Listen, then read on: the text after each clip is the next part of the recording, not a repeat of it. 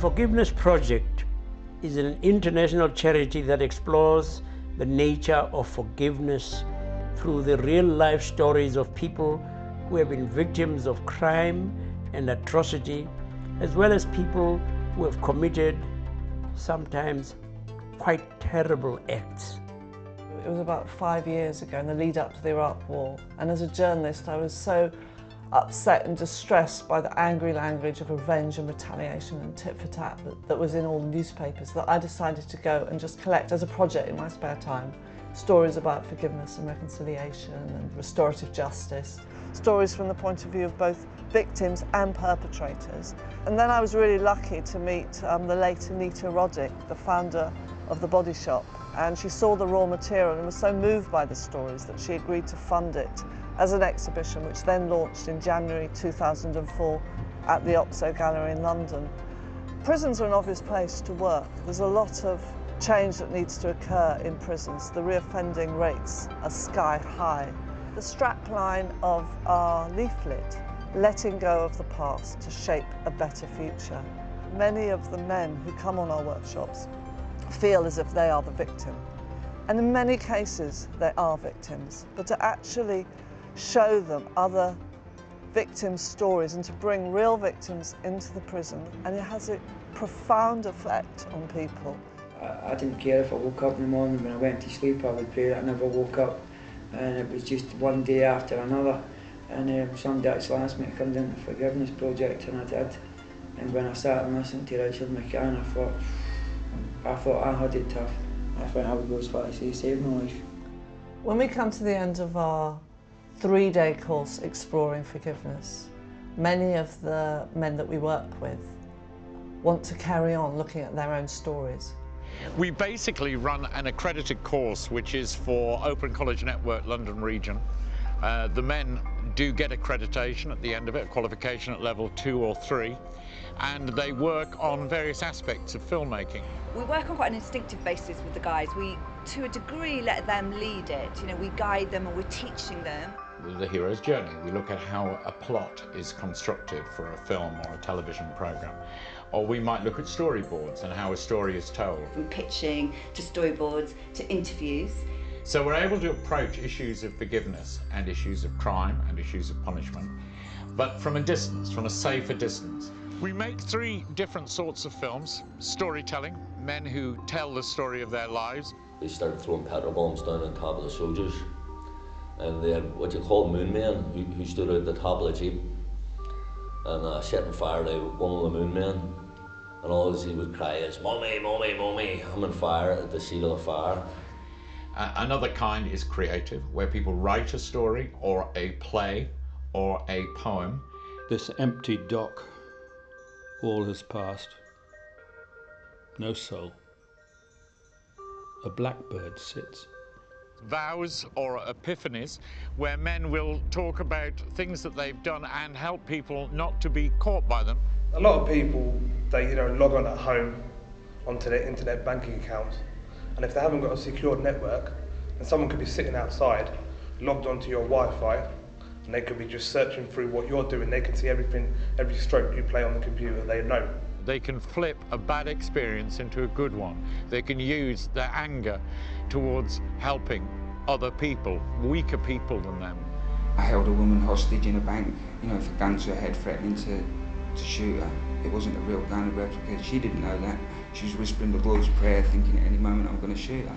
The support after their projects, the chance to get an education in something that they're very interested in.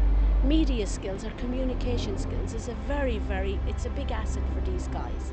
They can actually begin to see a purpose and a point to what might have been a very dark experience. Healing comes through understanding. What we South Africans call Ubuntu, a belief that my humanity is inextricably caught up in yours. Victims can find healing in choosing to forgive rather than demanding retribution. I have got no idea what you're doing here. Maybe you want to tell me how lovely your bloody son was. Well, I hope you didn't want he wasn't lovely. He's a little shit. Emma! Nothing to say to yourself, piss off! I I run Synergy Theatre Project and we work in prison, and I saw the Forgiveness Project exhibition, thought it'd make really interesting material for play, and I think restorative justice is really interesting. A couple of years later, here we are, standing in a prison, having just done it. I think it is a very sobering subject, but it would be foolish to avoid it. The idea of forgiveness, I mean, I think you should know, to do with prisons, are you locking people away to keep them out of the way of society, or do you believe in some kind of forgiveness and redemption and life afterwards? And you need to think about that. I just found myself connecting with faces around the room in the monologues the whole time. I enjoyed it because it showed how the family reacts to losing someone, and it showed from the side of the prisoner how they felt. For me, it was real life. Even though they was acting, for me, it was true to the game. You know what I mean? It was true to me, and it touched me. We brought Marion Partington in to rehearsal, whose sister was murdered by the West, and just meeting her is really challenging. I once met another mother whose daughter had been murdered. She gave me a phrase that I now have pinned to my door. Forgiveness means giving up all hope of a better past. I choose the Forgiveness Project because it works with the real live victims and perpetrators. Prisoners need the awakening of, my God, it's a real victim here. I read about them, I read their books, I know what it's about. Before coming on to the forgiveness course, I've never actually thought about forgiveness, forgiving people, seeking forgiveness myself. We're not thinking about the consequences for other people. A lot of it is just what's going to happen to me. The person that I am now, that's clean, that's not on drugs, isn't that same person that robbed from their house or burgled their house. You know, that was just a monster as far as I'm concerned. I'm not that person no more. There's one part of the course, the lifeline. It showed me, that's the part that I enjoyed. It showed me where I started to go wrong and maybe the reasons I went wrong.